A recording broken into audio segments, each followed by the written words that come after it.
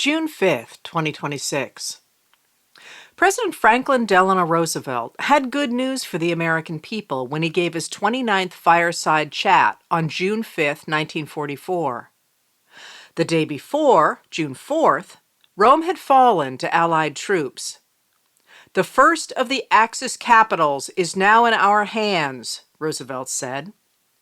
The president pointed out that it is significant that Rome has been liberated by the armed forces of many nations.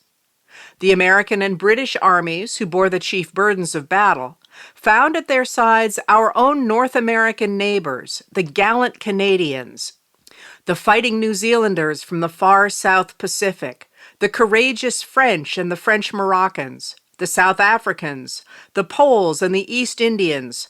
All of them fought with us on the bloody approaches to the city of Rome.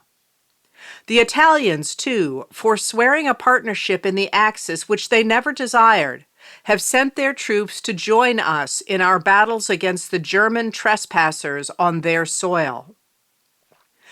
This group of ordinary men from many different countries had worked together to defeat the forces of fascism.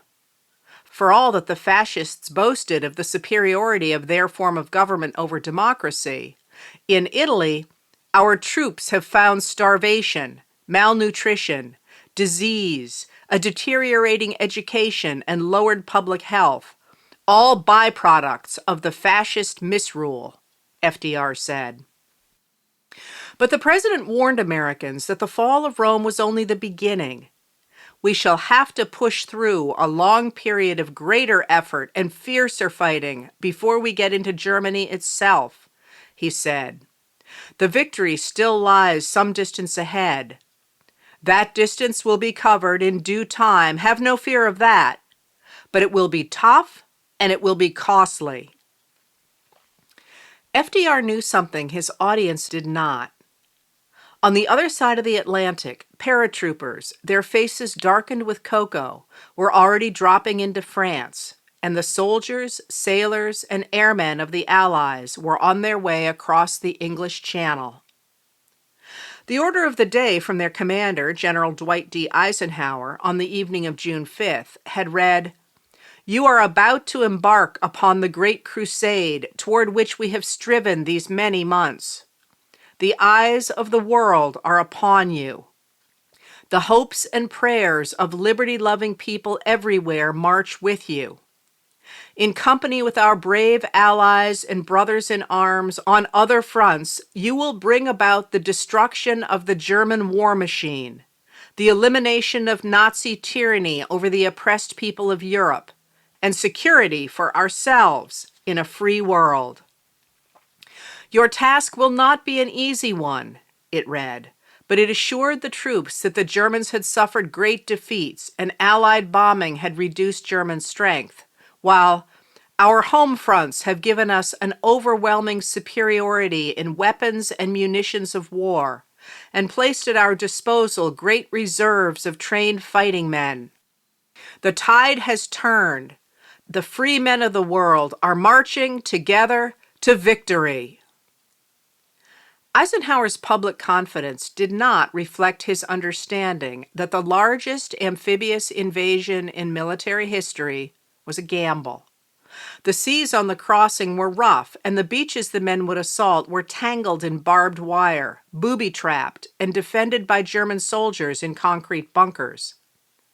On June 5th, in pencil on a sheet of paper, he had written a message to be communicated in case the invasion failed. "Our landings in the Cherbourg-Havre area have failed to gain a satisfactory foothold, and I have withdrawn the troops," it read. "My decision to attack at this time and place was based upon the best information available. The troops, the air, and the Navy did all that bravery and dedication to duty could do. If any blame or fault attaches to the attempt, it is mine alone." But Eisenhower's letter was never delivered. On the morning of June 6, 1944, 5 naval assault divisions stormed the beaches of Normandy. 7,000 ships and landing craft operated by more than 195,000 naval personnel from 8 countries brought almost 133,000 troops to beaches given the code names Utah, Omaha, Gold, Juno, and Sword. By the end of the day, more than 10,000 Allied troops were wounded or killed.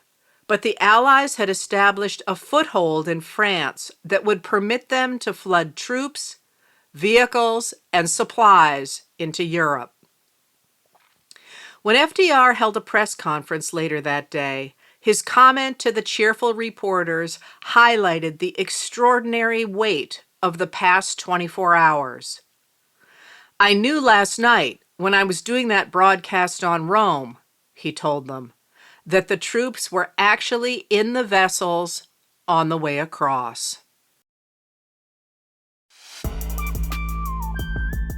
Letters from an American was written and read by Heather Cox Richardson. It was produced at Soundscape Productions, Dedham, Massachusetts. Recorded with music composed by Michael Moss.